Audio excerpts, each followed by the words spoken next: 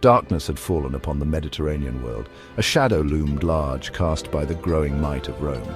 Carthage, once a mighty empire itself, now stood as a shadow of its former glory. The Second Punic War had crippled them, but their spirit, like a flickering ember, refused to be extinguished. They rebuilt their city, their trade, their lives. But Rome, ever watchful, saw not resilience but a threat reborn. Fear, a venomous serpent, coiled in the hearts of Roman senators.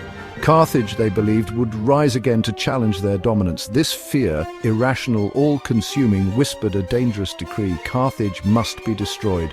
And so in 149 BC, the Roman war machine lumbered into motion. Their legions, vast and implacable, descended upon the fertile plains of North Africa. The Third Punic War had begun. This was not a war of conquest, not a war for territory or riches. It was an act of annihilation, a genocide cloaked in the thin veneer of political expediency. The Romans demanded the unthinkable: surrender their city, their history, their very identity. They were to abandon their beloved Carthage and relocate miles inland, far from the sea that had been their lifeblood. For more epic stories like this, don't forget to like and subscribe to MGoat Vistry Warfare. The Carthaginians met Rome's demands with the fire of defiance, to abandon Carthage, to turn their backs on the city of their ancestors. Unthinkable, they chose to fight. They would defend their home or be buried within its walls. The Roman army, a force of overwhelming might, encircled the city. Their siege engines, monstrous creations of wood and iron, rained destruction upon Carthage's once impregnable walls. The Carthaginians, outnumbered and outmatched, refused to yield. They fought back with the ferocity of cornered wolves, their courage fueled by desperation and love for their homeland. Every man, woman and child took up arms. They melted down statues to forge new swords, sacrificed their finest fabrics to weave ropes for catapults. Even the women cut off their hair to create bowstrings for the defense of their beloved city. They fought street by street, house by house, their courage a beacon against the encroaching darkness. But the Roman noose tightened with each passing day. The siege wore on. Days bled into weeks, weeks into months, then years. Carthage, once a bustling metropolis, became a city of skeletal shadows. Food grew scarce, then vanished entirely. Citizens, their bodies ravaged by hunger, became living skeletons, their hollow eyes reflecting the horrors they endured. Still they resisted. They sallied forth from their broken gates, launching desperate counterattacks against the Roman lines. Each victory, however small, a testament to their unwavering spirit. Their ingenuity knew no bounds. They raised a new fleet from salvaged timbers, daring to challenge Roman dominance at sea.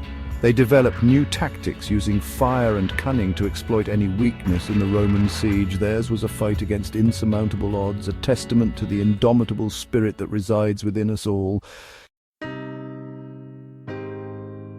But even the bravest heart cannot hold back the tide forever.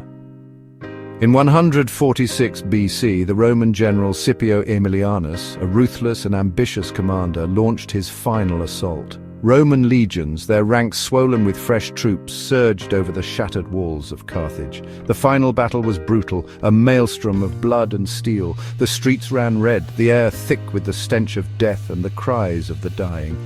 Yet even as the Roman tide threatened to engulf them, the Carthaginians fought on. They defended their homes, their families, with a savage intensity that awed even their enemies. But it was a fight they could not win. House by house, street by street, the Romans tightened their grip on the city. The last bastion of Carthaginian resistance, the Bersa hill, fell after a grueling 7-day siege. With its fall, the fate of Carthage was sealed. Their civilization, a beacon of culture, trade, and maritime prowess, was extinguished, erased from the face of the earth. The aftermath was chilling. Carthage, once a thriving city, was reduced to rubble. Roman soldiers, their bloodlust sated, sowed the ground with salt, a symbolic gesture meant to ensure that nothing would ever grow there again. The surviving Carthaginians were enslaved, their culture and history systematically eradicated. Rome, triumphant, stood alone. Their dominance over the Mediterranean was absolute. The world had changed. The fall of Carthage marked the beginning of a new era, an era of Roman hegemony that would shape the course of Western civilization. but the legacy of Carthage endures. Their story is a cautionary tale, a reminder that even the mightiest empires can fall. It speaks to the dangers of fear, the seductive allure of power, and the terrible price of unchecked ambition. And it reminds us that even in defeat, the human spirit can shine brightly, a beacon of hope amidst the ruins of shattered dreams. Like and subscribe to MGoTV History Warfare for more stories.